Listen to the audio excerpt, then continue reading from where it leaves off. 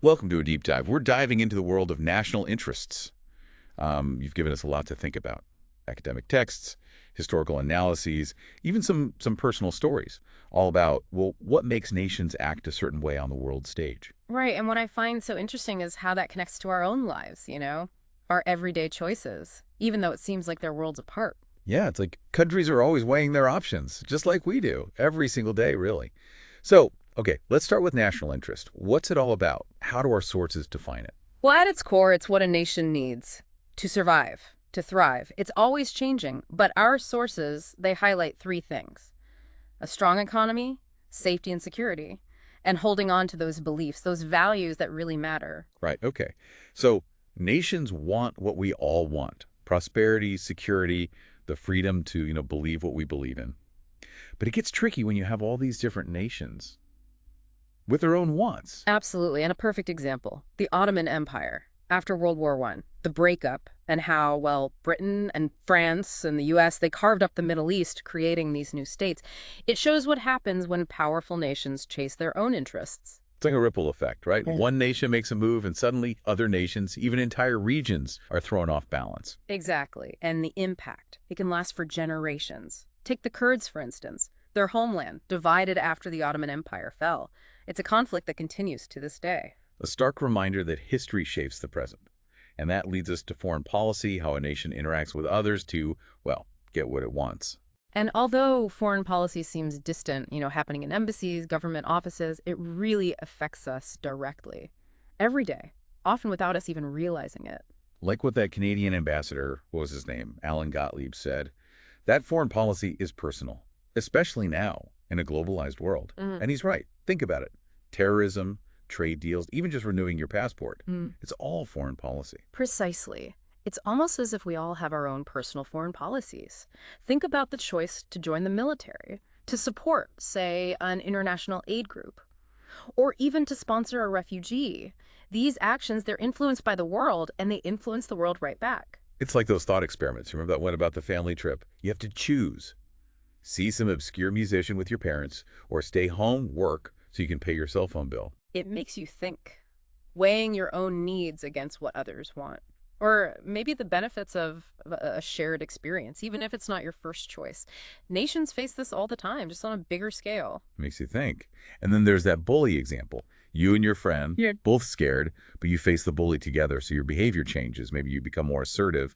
It's a simple way to think about alliances, how they shift things Mm. on the world stage. Showing how even personal choices, they can be shaped by, well, pressure, by this desire for security, much like when nations form alliances for protection, for Sure. strategic advantage. And speaking of pressure, think about getting straight A's or being a star athlete, making your family proud. That drive for achievement, for prestige, it's a powerful motivator. Just like a nation striving for prestige, it can drive their foreign policy. They might choose certain goals or partners over others. Like you might prioritize studying over, let's say, socializing to reach those top grades. So we're seeing this interesting parallel Mm-hmm. between what drives a nation's actions and what influences our choices. It's like Right. a whole new perspective on things. Exactly. And understanding how national interest works on both levels, the global and the personal, can give us real insights into how our world works, this complex, interconnected world. It's like we're all playing this big strategy game, Yeah. making choices,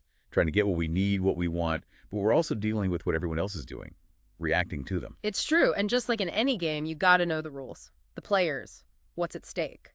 Speaking of which, let's look at something that really matters to Canada, this whole idea of peacekeeping. Yeah, Canada's always been known for peacekeeping, right? Yeah. But the stuff you gave me, it talks about a shift from peacekeeping to peacemaking, even peace enforcement sometimes. So, what's the difference? Our sources, they explain it pretty well. Peacekeeping? Well, it's about keeping the peace that's already there. Like imagine monitoring a ceasefire, making sure no one breaks the rules, stopping the fighting from starting again. Okay, so like a referee in a boxing match, right? Keeping the boxers in their corners, making sure the fight is fair. Exactly. But peacemaking, that's more proactive. You're trying to stop the fight before it happens, using diplomacy. Maybe you're mediating, getting the two sides talking, finding some common ground. And then there's peace enforcement, which, I don't know, sounds kind of tougher. It is. Peace enforcement means using military force, but with permission from the international community to force peace. It's a last resort. When really bad things are happening, like human rights violations, or when world security is threatened. So it's like a range of options. Right. Peacekeeping on one end, peacemaking in the middle, and then peace enforcement. That's the most extreme. And each one needs different strategies, different resources. And Canada's role, it's changed. We used to be all about peacekeeping, sending troops all over the world, but lately we've gotten more involved militarily. Like Afghanistan. Yeah. But why? Is it just that the world's a more dangerous place, or is there something else going on? It's complicated. Some say the nature of conflict has changed. That old school peacekeeping, it doesn't work so well anymore. Others say Canada's priorities have shifted, that we're more focused on military strength, on supporting our allies. So maybe it's a bit of an identity crisis. Canada, the peacekeeper, but the world's a mess. And we have to figure out, I don't know, where we fit in. Right, and this tension, you can see it in the news. Trudeau thinking about getting Canada back into peacekeeping, it's a big decision. No easy answers. And Canadians, we have to think about our role in the world. What do we want that to be? Absolutely. Which brings up another point about national interest. What happens when it goes too far? When it becomes, well, ultra-nationalism. That's a dangerous road. You mean like my country, right or wrong? Putting your nation first no matter what, even if it means using force or breaking international law. Exactly. Ultranationalism, it usually means rejecting global cooperation, believing your nation is better than all the others. It can lead to aggressive foreign policy, discrimination against minorities, even silencing people within your own country if they disagree. And history shows us what happens. Ultranationalism, taken to the extreme, it's devastating. Like Nazi Germany, fueled by this awful ideology, racial superiority, wanting more land. That's what ultranationalism can do. It's scary.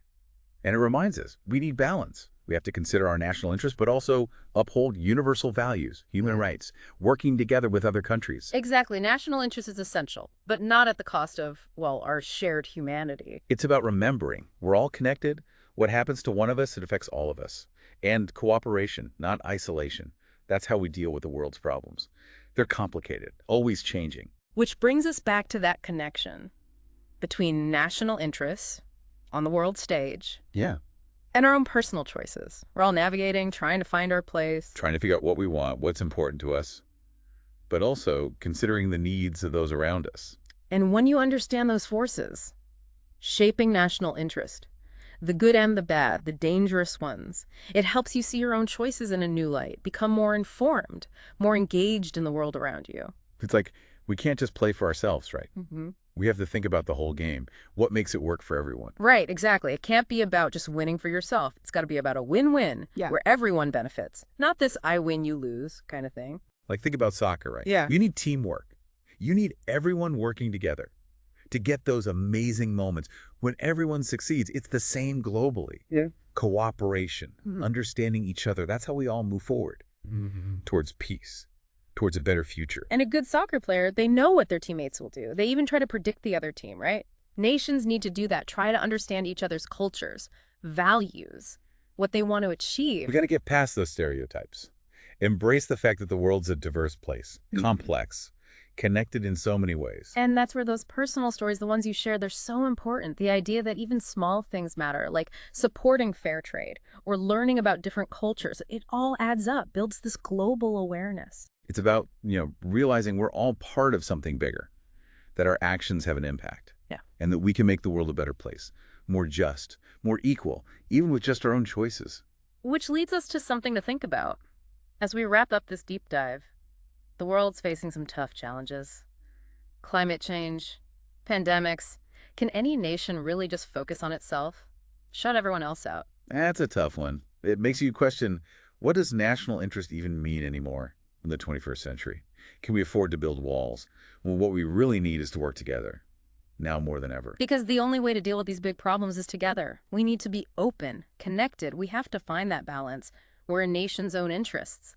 Work alongside a responsibility to the world. Something worth striving for. And on that note, this idea of shared responsibility, of being connected, we'll leave you with that. Thanks for joining us for this deep dive into this complex world of national interest.